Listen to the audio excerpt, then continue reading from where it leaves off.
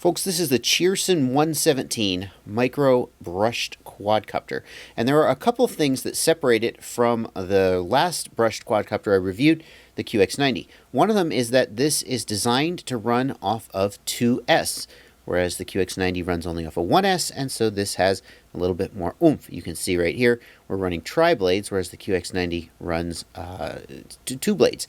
And people have said, oh, you can run the QX90 off of 2S. Well, no. I mean, you can, but you'll destroy the motors, generally speaking. Cue the people in the comments saying, what are you talking about? I've been running it on 2S for 3 years now, and it's just fine. Fine. There's another thing that separates this copter from the QX90, and in order to demonstrate that, I'm going to show you my QX90s. Here is one of them. Yep. Okay, good. Got that. Here is another one. Oh, yep, you can see right here. Yep, where that came out. And is this the one with the... No, this is the one with the broken inductor on the video transmitter. Okay, yeah. So, now, I know there are upgrades you can do to make the QX90 more robust. And between those three, I probably could put them back together and have a working one. But I've been flying this one around my house, and I've gone through maybe one set of props. Everything in every other way, it is completely robust. Now, I don't mean to oversell it. I'm sure that you could break this too, but overall, I've found this to be much more durable than the QX90s. Since this runs on 2S, it does have a lot more power. It's still perfectly flyable indoors, although I'm starting to think that exposed props are just not really compatible with indoor flying. I mean, I'm a decent pilot, but I still find myself smashing into walls and furniture and stuff, and you just go down way too quickly in the tight environment of at least my home. And I really feel like something like the Inductrix, like a ducted model or a Doinker, those types of copters with the enclosed props are really better for indoor flying, at least in a house. Maybe in like a more open environment like an office or a warehouse, you could start to sort of open one of these up. But as it is, I found it hard to get flights of more than 45 seconds or a minute before I started crashing into things. Whereas you see people flying their Inductrix around and they kind of knock into a chair or bounce off of a wall, and it's no big deal.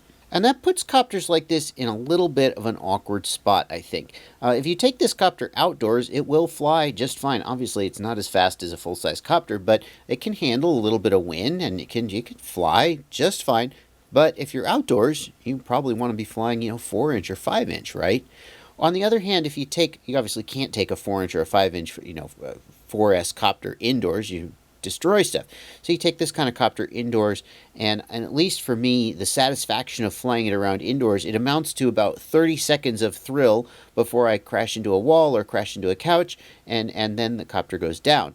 And I don't know. I mean, am I just a bad pilot? I mean, I'm not that bad of a pilot. When it's in the air, I'm having a blast, but it's just so easy to try to do stuff with a small copter that you can't, and then it crashes, and then, you're replacing props and so on and so on. I did fly this copter outdoors. I'll show you a little bit of footage now of me flying it outdoors. There won't be any audio because it's DVR footage, but you can see that the copter flies perfectly fine outdoors. I put a few laps in.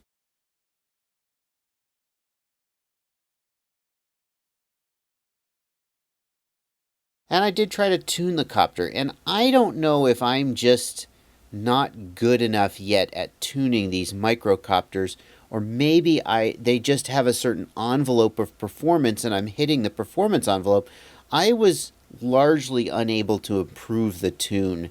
I did one thing, and this is the same thing that I did on the QX90, is I raised the pitch eye gain. I felt like as the copter cornered, it was failing to hold attitude, so I would turn, and it almost felt like it was pitching back as it turned, and I needed to pitch forward, which is actually really the opposite of what you need to do. And raising pitch eye gain, and I ended up with it like around 80, just because I picked that number because it's what worked on the QX90 and it seemed to work okay here. I tried to do some other stuff. The copter has a real problem with Propwash oscillation, not so much in turns, although it does come out in turns if you're too aggressive in the turns, but more if I were to do like a flip or a roll. as it comes down from the flipper roll, it's falling and it just gets really unsettled. And I raised D-gain, which is the thing you do to try to fix that, and it just, the motors started spinning up and wouldn't spin down. So I just had very, very little latitude to raise the D-gain to try to fix that. I tried adjusting the P-gain and the I-gain, and I couldn't really make anything great out of it.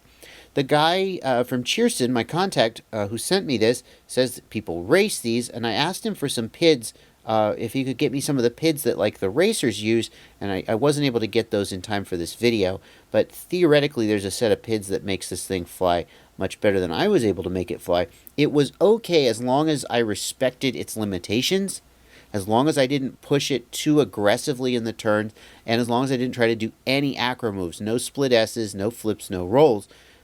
But at that point, what's the fun in that, right? Even when you're flying indoors and kind of racing, you kind of want to do a sharp turn, right, or something. I don't know. So it was fun to fly as long as I respected its limitations, but I felt really sort of constrained by the capabilities. And again, I should say that I really have no idea whether that is a limitation of this copter specifically or all brushed copters if they just have a more narrow performance envelope. And that's a function of the fact that now I've only owned 2 of them, and as I get to own more, I'll get more experience and I'll let you know. The build quality of this copter is quite good. I'm very happy with how it goes together. So you've got the camera on the front, and the camera is held on. Well, mine isn't so much held on anymore. It's starting to come off. But you got some double-sided tape on the front, and then a rubber band that wraps around and kind of pulls it back against the top of the frame. And that is the whole camera and video transmitter module. Then, let me just take that rubber band off of there. Now I've got my top plate held on by a rubber band because I lost the 2 little screws. Oops. But the top plate is held on. It just kind of slides forward and back. It comes off. And that sort of boxes in the whole of the frame. Here's the receiver. I stole this receiver off of one of the QX90s. Those things are coming in handy. And then there's the flight controller. It is an SP Racing F3 Evo. Some kind of a mini version of the SP Racing F3 Evo. I don't know. That's the target it takes anyway.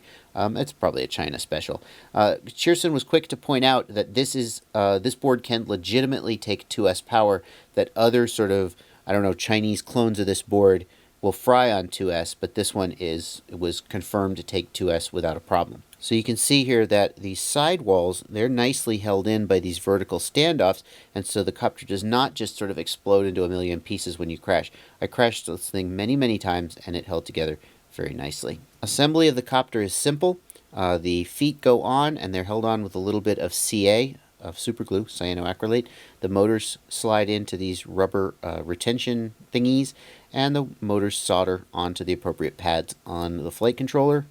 And then you solder on the camera, which just takes power, and your receiver. It's pretty simple to set up. Cheerson has a pretty good assembly video. There's one caveat I would give you. It's one mistake I made when I was assembling it, and I didn't know I was making it.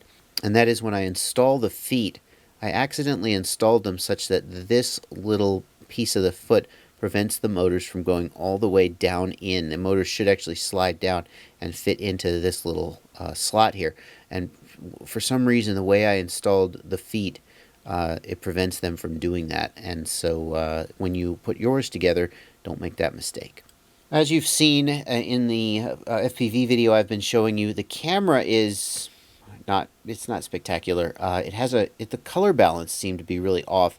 When I was indoors under fluorescent lighting, everything had a really green cast. There were some lighting conditions where it looked okay, but it often had a color cast. And you would say, well, how much can you ask from this little camera here? But the camera on the QX90 I found had really quite good color rendition, and the resolution was poor, and even when I was flying it and it was starting to get dark in the area I was flying, it got grainy, but it still did quite a good job. In fact, I've half been tempted to take the camera off of this one and swap it for one of the cameras from my QX90, which of course would be very easy to do. It's a completely self-contained unit. Also, this camera has a really wide-angle lens that I suppose it might be good maybe for flying indoors where everything is really close to you. But I found, especially when I was flying outdoors, it was so wide-angle, it was a little hard to line up gaps. And I don't mean little tiny gaps, but I mean like I'm going to fly under a tree canopy and go underneath the branches. And it was just so zoomed out, it was a little hard to judge whether I was lining up the canopy right. I'm very, very happy to say that the props never came off of this. Now, these are legit Cheerson props. Maybe I should have bought these and put them on my QX90. I don't know. But never had any problems with the props flying off or any of that nonsense like I did and many other people do with the QX90. So this guy comes in at around $70. And that is kind of the same price as the QX90 and many of the other sort of QX90 variants that have come along since my original review. There's several more of them in various different form factors. And so the question you could ask is, what should you buy? Should you buy this? Or should you buy a QX90 or one of the many other ones out there? I think if you're going to be doing indoor flying, especially in tight environments, if you imagine yourself flying, underneath tables, through chairs, etc., then you definitely do not want one with exposed props. That will not be a recipe for a fun time. I think that there's a place for this one, and the place this one makes the most sense is flying in more open indoor environments like warehouses and offices, but not so much in tighter indoor environments like homes.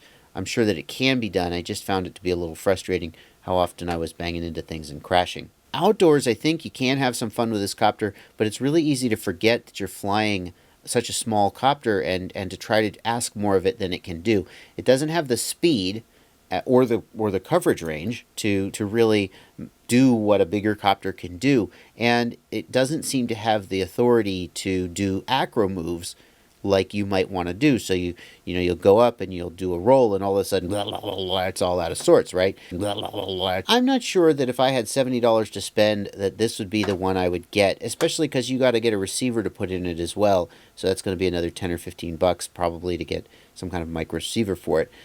So yeah, at that price, I don't know what I would get. I might try to get a QX90 and soup it up. I hate to say this because on paper this is a better copter with the 2S and the 3-blade props, but I actually feel like I got the QX90 flying better than this one. And I know that's heresy, and you can chalk that up to my inexperience with tuning brushed copters, perhaps, if you want to. But I feel like the QX90 flew better. There were many other ways that the QX90 was inferior, but for pure flight performance, I feel like it was better. It may be that these 3-blade props are actually asking too much of these motors, and these motors just don't have the torque to really respond to Propwash scenarios, for example, or to strong yaw scenarios. I just had that thought, and it sort of makes sense. I don't know if it's true or not. Well, there you go. That is the Cheerson 117 2S brushed micro quadcopter. I wish I could be more positive about it because on paper it has a lot going for it with the 2S power, the very nice flight controller and so forth. But all in all, I feel like that it's probably there are better packages you can get for the price. Unfortunately, I can't tell you what those packages are, but I feel like I want to keep looking for the holy grail, if you will. The ability to tune Propwash and so forth out, the lack of authority in acro scenarios like flips and rolls or even aggressive turns, and I mean even the camera with the color cast, although I would tolerate that if it flew well. All in all, I just don't think that this is like the one. But which one is the one? I don't know. I'm going to keep looking. Happy flying.